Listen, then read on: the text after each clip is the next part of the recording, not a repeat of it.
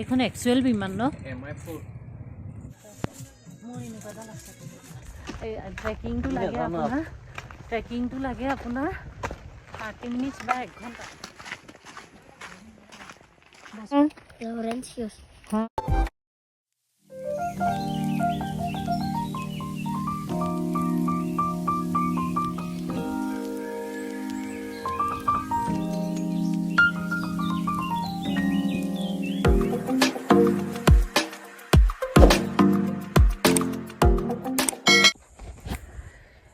Good morning সকলোকে আৰু এইটো হৈছে আমাৰ 3 নম্বৰ দিন আৰু ব্ৰেকফাষ্ট কৰি আছে আজি উঠা ইমান দেৰি কৰিলোঁ কালি ৰাতি বহুত ঠাণ্ডা আৰু ব্ৰেকফাষ্ট মানে ডাইনিং হললৈ যোৱাই নাই আমি ইমান ঠাণ্ডা লাগিছে গতিকে ইয়াতে ব্ৰেকফাষ্ট কৰিছোঁ কি খাই আছোঁ দেখাই আছোঁ ৰ'ব এয়া হৈছে ব্ৰেকফাষ্ট অভিজিতে ব্ৰেকফাষ্ট কৰিয়ে আছে এতিয়া তাৰপিছত আমি ওলাই যাম ক'ত যাওঁ গম নাপাওঁ কাৰণ আজি আমি গুৱাহাটী ৰিটাৰ্ণ হ'ম গতিকে সকলো ৰেডি কৰি লৈছোঁ আৰু তাৰপিছত যাম আমি এতিয়া যাবলৈ ওলাইছোঁ তাৰপাছত আজি একেবাৰে গুৱাহাটী ৰিটাৰ্ণ হ'ম 2টা দিন খুব ধুনীয়াকৈ পাৰ কৰিলোঁ আৰু এতিয়া ওলাই যাওঁ বতৰটো খুব ধুনীয়া আপোনালোকক দেখাই দিছোঁ বতৰটো সাংঘাতিক ধুনীয়া আৰু সেয়াই গৈ থাকোঁ আৰু এতিয়া ভাল লাগিলে এই হোটেলখনত আহি আৰু ইয়াৰ হস্পিটেলিটি খুব ভাল আপোনালোকে যদি শ্বিলং আহে মই ছাজেষ্ট কৰিম আপোনালোকে ওমেগা ষ্টেইনত মানে ট্ৰিপো ওমেগা ষ্টেইনত আপোনালোকে ষ্টে কৰিব পাৰে খুব ধুনীয়া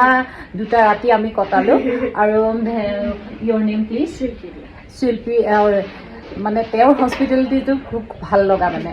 আৰু ইয়াত মানে খুব ঘৰুৱা পৰিৱেশ আৰু নতুন ৰুমৰ ৰিন'ভেশ্যনৰ কামো চলি আছে গতিকে আপোনালোকে যদি আহে ইয়াত নিশ্চয় ভিজিট কৰিব থেংক ইউ ছ' মাছ হোটেলৰ পৰা পোনে পোনে আমি আহিলোঁ এয়াৰফ'ৰ্চ মিউজিয়ামলৈ এই মিউজিয়ামটো আপাৰ শ্বিলঙত অৱস্থিত আমাৰ হোটেলৰ পৰা ওচৰতে আৰু পাৰ পাৰ্চন 40 ৰুপিজ লয় এণ্ট্ৰি ফিজ হিচাপে আৰু তাত আপোনালোকে কি কৰিব লাগিব নিজৰ গভৰ্ণমেণ্ট এখন ID কাৰ্ড প্ৰুফ হিচাপে তেওঁলোকক দিব লাগিব আৰু এই মানে 40 ৰুপিজটো মিলিটাৰী পাৰ্চনৰ কাৰণে ফ্ৰী হয় আৰু ইয়াত সোমোৱাৰ লগে লগে একদম সাংঘাতিক এটা ভাল অনুভৱ হয় আমি সোমাই গৈ বিভিন্ন ধৰণৰ বায়ুসেনা বাহিনীৰ বিভিন্ন ধৰণৰ সেনাসকলে কিমান ষ্ট্ৰাগল আৰু কিমান কষ্টৰে আমাৰ দেশখনক এটা পৰ্যায়লৈ লৈ গৈছিল তাৰ বিভিন্ন গাথা ইয়াত খুব সুন্দৰকৈ বৰ্ণিত হৈছে কাৰ্গিল যুদ্ধৰ কিছুমান মুহূৰ্ত খুব ধুনীয়াকৈ মনিটৰত তেওঁলোকে বন্দী কৰিছে বিভিন্ন ধৰণৰ মোমেণ্ট অস্ত্ৰ শস্ত্ৰ বন্দুক এইবিলাক তেওঁলোকে সংৰক্ষণ কৰিছে আৰু বিভিন্ন সময়ত এই সেনা বাহিনীৰ উচ্চপদস্থ বিষয়াসকলে বা সেনা বাহিনীৰ লোকসকলে কি ধৰণে তেওঁলোকে সাজসজ্জা কৰিছিল তেওঁলোকৰ বিভিন্ন সাজসজ্জাৰ নমুনা ইয়াত ৰখা হৈছে আৰু ইমান চাফাকৈ ৰাখিছে আপোনালোকক ভাষাৰে বৰ্ণনাব নোৱাৰোঁ ভিতৰলৈ সোমাই গ'লে আপোনালোকে অনুভৱ কৰিব এইবিলাক কেপ কিছুমান তেওঁলোকে ব্যৱহৃত আৰু আটাইতকৈ ইয়াৰ ভাল লগা কথাটো হ'ল যে বায়ুসেনা বাহিনীয়ে আগৰ সময়ত ব্যৱহাৰ কৰা প্ৰকৃত কিছুমান বিমানৰ মানে বিমান ইয়াত ৰখা হৈছে আৰু এইবিলাক একচুৱেল বিমান আপোনালোকে সেয়াৰো এক্সপিৰিয়েঞ্চ ল'ব পাৰে আৰু ভিডিঅ' গেমৰ জৰিয়তে আপোনালোকে বায়ুসেনা বাহিনীৰ সেনাসকলে কিদৰে যুদ্ধ কৰে তাৰো আপোনালোকে এটা মিনিমেল ফিজ দি এক্সপিৰিয়েঞ্চ ল'ব পাৰে এভিয়েশ্যনৰ প্ৰতি মোৰ যথেষ্ট আগ্ৰহ আছে সেই আগ্ৰহৰ বাবে মই এইটো আৰু স্কিপ নকৰিলোঁ ময়ো কৰিলোঁ খুব ভাল লাগিল এক্সপিৰিয়েঞ্চ খুব ভাল এইবিলাক তেওঁলোকৰ কেপছ আৰু টাইজবিলাক খুব ধুনীয়াকৈ সংৰক্ষণ কৰিছে আৰু ইয়াৰ লগতে বায়ুসেনা বাহিনীৰ সৈন্যসকলে বা সেনাসকলে তেওঁলোকে যুদ্ধলৈ যোৱাৰ আগতে কিদৰে সাজসজ্জা কৰে তাৰে 2-এটা কাট আউট ৰখা হৈছে আৰু তাত কিন্তু মই সোমাবলৈ চেষ্টা কৰিছিলোঁ কিন্তু কি অৱস্থা হ'ল মই মানে ইমান ওখ নহয় ন গতিকে মই সোমাই ফটো মাৰিব নোৱাৰিলোঁ অৱশ্যে অভিজিতে মাৰিলে আপোনালোকে সেইটো এক্সপিৰিয়েঞ্চো ল'ব পাৰিব মোৰ যে ড্ৰেছবোৰ দেখি ইমান ভাল লাগিছে বিভিন্ন সময়ত ছামাৰত বা উইণ্টাৰত তেওঁলোকে কেনেকুৱা ড্ৰেছ কৰে আৰু বিভিন্ন ধৰণৰ পদবীৰ ড্ৰেছবোৰ কেনেকুৱা হয় সেই গোটেই কথাখিনি আমি জানিব পাৰিম আৰু বিশেষকৈ এভিয়েশ্যনৰ আগ্ৰহটো সকলোৰে থাকে আৰু আমি সৰুৰ পৰা বিভিন্ন ধৰণৰ এনেকুৱা ধৰণৰ কাহিনীবিলাক পঢ়ি আহিছোঁ বা আমাৰ কাৰণে যিসকল বীৰে ইমান ত্যাগ আৰু কষ্ট স্বীকাৰ কৰি আমাৰ দেশখনক এটা পৰ্যায়লৈ লৈ গৈছে সেইসকলৰ কাহিনীহে শুনি আহিছোঁ আৰু ইয়াত জীৱন্ত এক্সপিৰিয়েঞ্চ এটা আপোনালোকে ল'ব পাৰে আৰু সাংঘাতিক ভাল লাগে, খুব গৌৰৱ অনুভৱ হয়। গতিকে শ্বিলং বা মেঘালয় আহিলে আপোনালোকে এয়াৰফ'ৰ্চ মিউজিয়ামটো ভিজিট নকৰাকৈ নাযাব, খুব ভাল লাগিব, খুব ভাল এক্সপিৰিয়েঞ্চ হ'ল মোৰ। মিউজিয়ামটোত নৰ্থ ইষ্টৰ বিভিন্ন কালচাৰবিলাকো খুব ধুনীয়াকৈ শ্ব'কেছ কৰিছে। ছিকিম, ত্ৰিপুৰা, অসম, মেঘালয় বিভিন্ন কালচাৰ, বিভিন্ন এইবোৰ বাঁহেৰে বনোৱা বাস্কেটছবিলাক খুব ধুনীয়াকৈ ৰাখিছে। মুখা শিল্পও তেওঁলোকে ৰাখিছে, পল আৰু অসমীয়া সংস্কৃতি খুব ধুনীয়াকৈ তেওঁলোকে ধৰি ৰাখিব বিচাৰিছে। ঢোলৰ সৈতে বিহুৱা, তাৰপিছত নাচনী আৰু খুব ধুনীয়াকৈ তেওঁলোকে এশিঙীয়া গড়কো ইয়াত ৰাখিছে, খুব ভাল লাগিছে চাই পেলাই। আৰু তাৰ লগে লগে বিভিন্ন এয়া হৈছে খাচীসকলৰ তেওঁলোকৰ ঠাণ্ডা দিনৰ সাজ, এনেকৈ খাচী পুৰুষ বা মহিলাসকলে এনেকৈ মেৰিয়াই ফুৰা আমি এতিয়াই দেখিছোঁ, খুব ধুনীয়া লাগিছে। আৰু এনেকৈ বিভিন্ন কালচাৰবিলাক তেওঁলোকে শ্ব'কেছ কৰিছে আৰু ইমান ধুনীয়াকৈ পৰিপাটি কৰি ৰাখিছে। এইটো ডোনৰ বিয়াত ব্যৱহাৰ কৰা দেখিছেনে, ইমান ভাল লাগিছে। আৰু বিভিন্ন ধৰণৰ মিউজিক ইনষ্ট্ৰুমেণ্টবিলাক এনেকৈ খুব ধুনীয়াকৈ তেওঁলোকে মানে শ্ব'কেছ কৰিছে। এইটো কিন্তু খুব প্ৰশংসনীয় এটা পদক্ষেপ আৰু আপোনালোকে ইয়ালৈ আহি ইমানখিনি সময় কেনেকৈনো পাৰ কৰিলে সেইটো ধৰিবই নোৱাৰিব, একেবাৰে চাই শেষেই নহয়গৈ। তথাপিও এনেকৈ কিছুমান ভিডিঅ'ৰ মাজেৰে ধৰি ৰাখিছোঁ যাতে ভৱিষ্যতলৈ সাঁচি ৰাখিব পাৰোঁ, আপোনালোককো দেখুৱাইছোঁ। বাহিৰত কিছুমান বিপণী আছে, তাত আপোনালোকে খুব ধুনীয়া এথেনিক কিছুমান সাজ বা বিভিন্ন ধৰণৰ কাণফুলি, ডিঙিত পিন্ধা মণি, খাৰু এইবিলাক আপোনালোকে ক্ৰয় কৰিব পাৰিব। খুব ভাল লাগিল আহি পেলাই, আপোনালোকো আহিবচোন।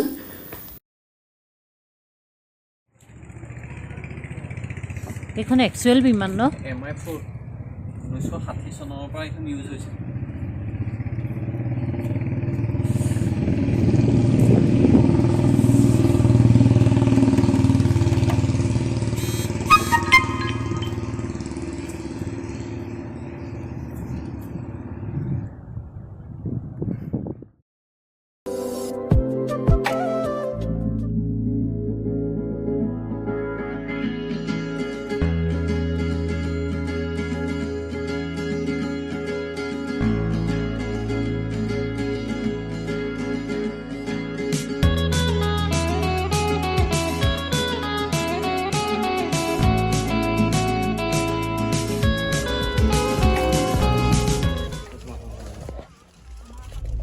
আগৰ ভিডিঅ'টোত কৈছোঁৱেই নহয় আমি আনপ্লেন ট্ৰেভেলাৰ বুলি। এয়াৰফ'ৰ্চ মিউজিয়ামৰ পৰা ওলাই হঠাৎ ডিচিশ্যন ল'লোঁ আৰু এখন খুব ধুনীয়া ঠাইলৈ ঠেক এটা পাহাৰীয়া লুংলুঙীয়া ৰাস্তাৰে গৈ আছোঁ। ক'ত গৈ আছোঁ ব'লকচোন চাওঁ।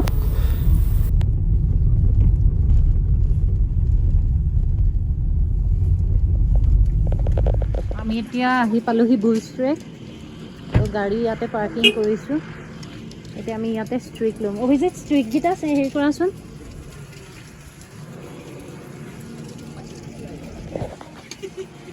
₹10 না? এয়া আমি বুল ষ্ট্ৰেকত আহিছোঁ ট্ৰেকিং কৰিবলৈ। ইয়াত লাঠি দেখাই দিয়া, লাঠি লৈ আহিছোঁ। ট্ৰেকিংটো লাগে আপোনাৰ 30 মিনিটছ বেক। কেনেকুৱা লাগিছে? হা, কষ্ট পাইছা? বহিবলৈ জেগা দিছে, একো নুঠোঁতেই দেখোন অৱস্থা বেয়া হৈছে।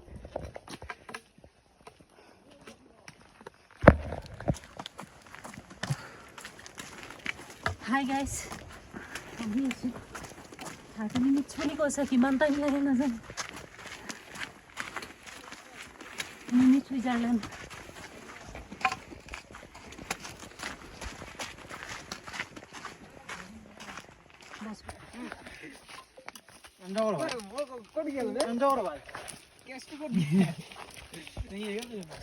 $20 का है ना ये? क्या नाम है तुम्हारा? Laurentius. हाँ, यहाँ पे घर है ना? So sweet.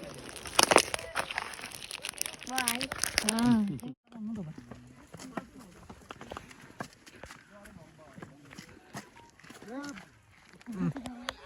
যে দেখিছে ৰাস্তাটো কি ধুনীয়া একদম বিউটিফুল গ্ৰীনেৰী সেইখিনিলৈকে আমি যাব লাগিব অলপ দূৰহে আহিছোঁ আৰু বহুত দূৰ বাকী আছে মোৰ লগত এডাল লাখুটি আছে আৰু এই লাখুটিডাল লৈ মই এতিয়া গৈ থাকিম আৰু সেই তালৈকে যাম সুদীৰ্ঘ 40 মিনিট জোৰা ট্ৰেকিঙৰ পিছত মেঘালয়ৰ ৱাহনিংলেঙত অৱস্থিত বুলছ ট্ৰেক আমি পালোহি আৰু এয়া হৈছে বুলছ ট্ৰেকৰ ভিউ মনচুন ছিজনত আহিলে গোটেই সেউজীয়া দেখিব এতিয়াও কিন্তু খুব ভাল লাগিছে আপোনালোকে মিনি পিকনিক ইয়াত এৰেঞ্জ কৰিব পাৰে আৰু ফেমিলিৰ লগত আহিব পাৰে ফ্ৰেণ্ডছৰ লগত আহিব পাৰে বহুত ৱাটাৰ এক্টিভিটিজ আছে ইয়াত আপোনালোকে কৰিব পাৰে কিছুমানে কেম্পিং কৰিবলৈ আহে আৰু ইয়াত আহোঁতে আপোনালোকে 100 rupees পাৰ পাৰ্চন এটা ফিজ দিব লাগে আৰু বেলেগ এটা ৰাস্তা আছে কিন্তু আমি সততাৰ পথটোকে ল'লোঁ আপোনালোকে এই ঠাইখিনিলৈ আহিব খুব ভাল লাগিব ইমান ধুনীয়া ঠাইখিনিত আহি পেলাই চাওকচোন এই কুকুৰটোৱে কেনেকৈ আমাৰ পৰা চিপছ খাইছে আৰু আমিও বিভিন্ন ধুনীয়া লগা সময় কটাইছোঁ আৰু এনেকুৱা প্ৰকৃতিৰ লগত নিবিড়ভাৱে কটোৱা সময়বিলাকৰ আচলতে মাদকতাই খুব বেলেগ আৰু আমাৰো ঘৰত চাৰ্লি আছে গতিকে কুকুৰৰ হেঁপাহটো খুবেই আছে আমাৰ আমি দুয়োটাই খুব পষ্ট দিছোঁ ময়ো কিবা কিবি সৰু সুৰা ৰিলছ বনাইছোঁ সেয়াই আৰু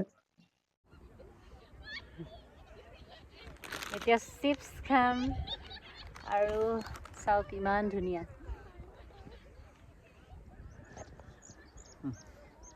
কেনেকুৱা লাগিছে বহুত ধুনীয়া লাগিছে আৰু ইমান মানে পানী চানীবোৰ ধুনীয়া আৰু ঠাণ্ডা ঠাণ্ডা হাৱা এটা আহি আছে যে খুব ভাল লাগিছে আহিব দিয়া আপোনালোকৰ বুলছ ট্ৰেক বিৰাট ধুনীয়া place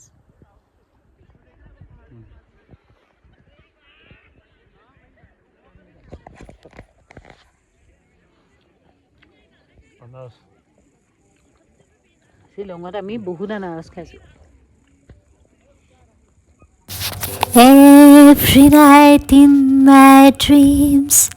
I see you I feel you টাইটানিকৰ গানটো চাগে মনত আছে আৰু এইটো ষ্টেপ চলা চেইয়া চেইয়া চেইয়া চেইয়া চলা চেইয়া চেইয়া চেইয়া চেইয়া কিমান যে ৰীল বনাইছোঁ আৰু ক'বই নালাগে এইবাৰ কিন্তু অভিজিতেও নবনোৱাকৈ থকা নাই দেই খুব ফূৰ্তি কৰিছোঁ আপোনালোকেও আহিলে গম পাব ধুনীয়া ঠাইখনলৈ আহি ৰীল নবনোৱাকৈ আৰু ননচাকৈ জানো থাকিব পাৰি গতিকে ময়ো এপাক নাচি দিলোঁ আৰু আপোনালোককো দেখুৱালোঁ নাহাঁহিব দেই অৱস্থাই ঠাণ্ডাও লাগিছে আৰু যাওঁগৈ আৰু এতিয়া যাওঁতেতো কোনোমতে গ'লোৱেই উভতি অহাৰ ৰাস্তাটোৰ কথা ভাবিলে এতিয়াও মূৰ ঘূৰাই যায় কেনেকৈ যে পাৰিলোঁ আৰু ভগৱান জানে এয়া হয়তো অভিজিত আৰু মোৰ প্ৰথম ট্ৰেকিং ইমান দীঘলীয়া এটা ট্ৰেকিং তাৰপিছত লামডেং ভিউ পইণ্ট 3rd মাইল মানে আপাৰ শ্বিলঙত থকা ছানছেট কেফেত আহিলোঁ আৰু আমি গুৱাহাটীলৈ যোৱাৰ ৰাস্তাতে যিহেতু পায় গতিকে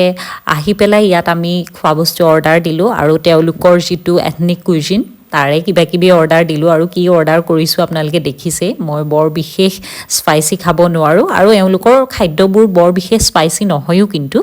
সেয়াই অৰ্ডাৰ দিলোঁ আৰু লৰালৰিকৈ খাইছোঁ যাতে সোনকালে আমি ঘৰ পাওঁগৈ